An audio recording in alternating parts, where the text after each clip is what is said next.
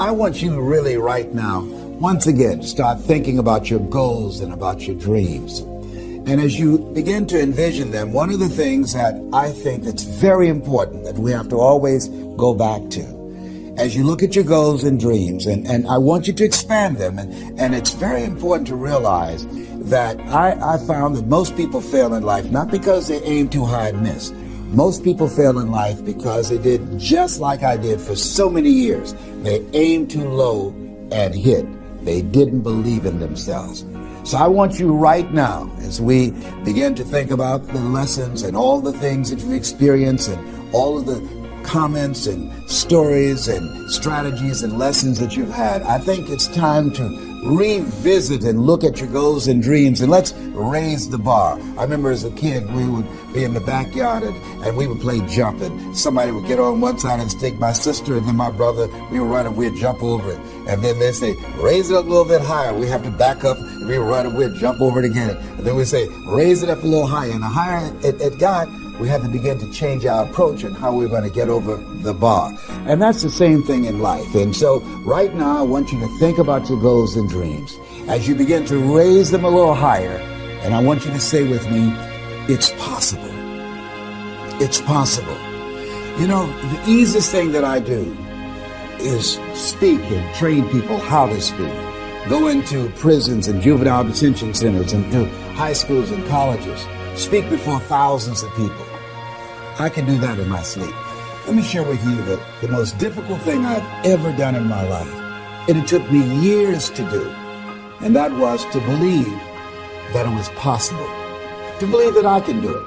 Given my circumstances, born in an abandoned building on a floor, being adopted, being labeled educable mentally retarded, failing twice in school, no college training, never worked for a major corporation. To believe that I had something of value to say, that somebody would want to listen to me, to believe that somebody would pay me to talk to them. Have you ever thought about something you wanted to do and you talk yourself out of it? I remember going to see Zig Ziglar, who I consider the #1 motivational speaker on the planet, and Dr. Norman Vincent Peale when he was alive, and Robert Schuller. I used to see them and I would be so pumped up and inspired after hearing Jim Rohn, who recently passed, one of the great motivational speakers of all time, and Charlie Tremendous Jones. And I would go to my car pumped up, say, yes, I can.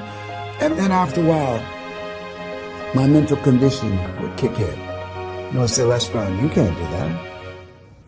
You don't have a college education. Les Brown, you can't do that. You don't even know who your parents are.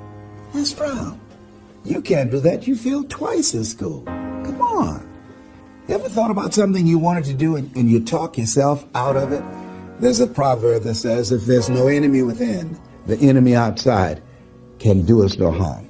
That's why it's important that you make it a point every day to listen to Paul, to listen to me, to review these lessons, to get them deep, not only in the conscious mind, but the subconscious mind, and get them in your spirit. Well, how often should I do it? Do it until you are producing the results. That's how often you should do it. And you never stop, because once you stop, that's when those negative thoughts will come back. Once you stop, that's when you will begin to doubt yourself. Once you stop, I'm telling you what I know. Yes. Every day, it's a selling job on you. It's possible. I can do this. I can make this happen. No matter how bad it is or how bad it gets, I'm going to make it. It's possible. Yes, your dream is possible. Say that to yourself every day. Feed your mind with words that you write and words that you hear and words that you speak to yourself. Feed your faith, and your doubts will starve to death. Say to yourself, it's possible. It's possible. It's possible. Even when you have no evidence to point to, say to yourself, it's possible. There's nothing as powerful as a made-up mind. It's a struggle sometimes to do that, especially when you have people around you telling you that it's not possible, that you can't do it. And they're constantly pointing out your failures of the past, constantly reminding you of all of the things that you don't have going for you. I'm reminded of the story of two little boys that were playing on some ice during the winter. And as they got further out on this ice, one fell through the thin ice. And so the little fellow that was still on top of the ice, he was trying to save his little buddy. And he couldn't reach him. He was trying to pull him. He could see him through the thin ice as he got further away from him, struggling. And he couldn't reach him, and he's trying to break the ice, and he couldn't do it. And he looked around, and he saw a tree in the distance, and he ran, and then he got up on the tree, and he pulled and broke down an enormous-sized branch, and came back and savagely began to beat that ice, and broke it, and miraculously, he saved his friend. And when the paramedics came, and they were able to revive this little boy, they were scratching their heads. They're trying to figure this out. Said, how could this little pruny fellow go up in a tree and break off a branch this size and then come back and beat and break the ice and save his friend? They thought it was just miraculous. It was baffling. And an old guy who was there said, I can tell you how he did it.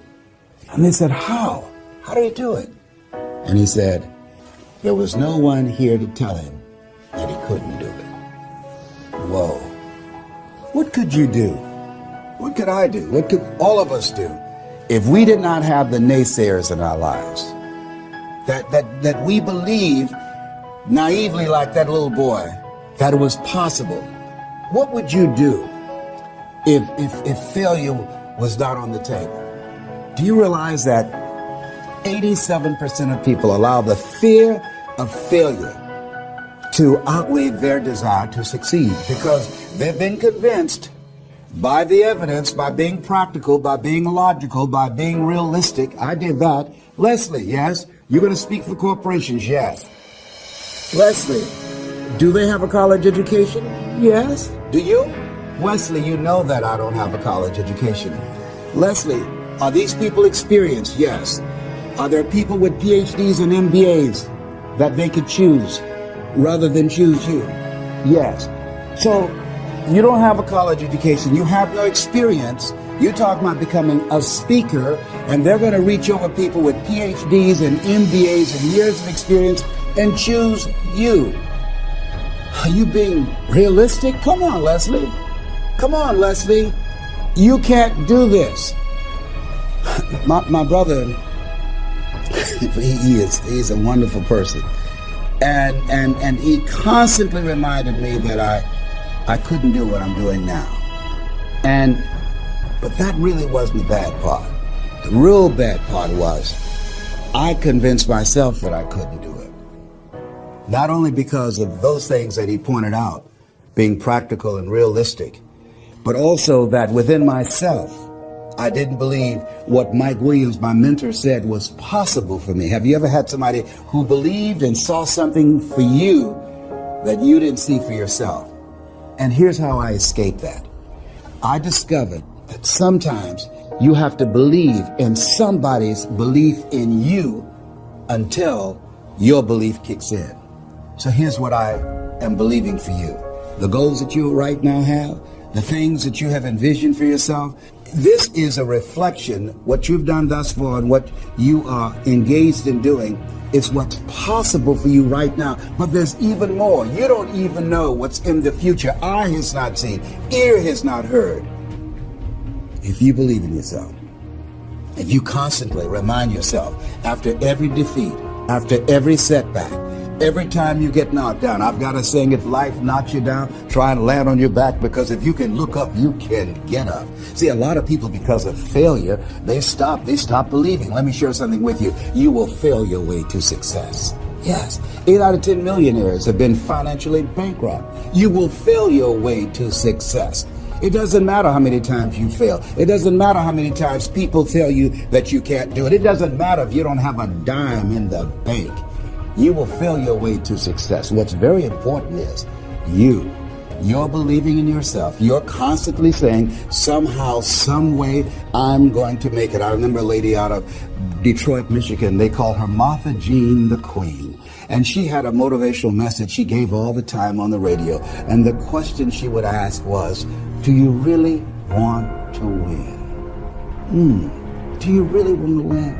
And she said, if you really want to win in life, you've got to believe in yourself when no one else does. You've got to believe in yourself. See, it's easy to believe in yourself and to have faith if you have a good bill of health, if your relationship is working out fine, if you have money in the bank, if you have a secure job, if your mortgage note is paid current, if the children are acting like they have good sense. It's easy. If you go to a doctor, they say, oh, you're doing real good, I'll see you next year. It's easy to have faith then. Let me tell you when it's really tough to have faith. When you lose your job, when you lose your retirement, when you go to the doctor and they look at you and say, you have cancer. Cancer is the most feared word in 7 different languages. That's when it's tough to have faith there. And that's when you need to call on your faith there.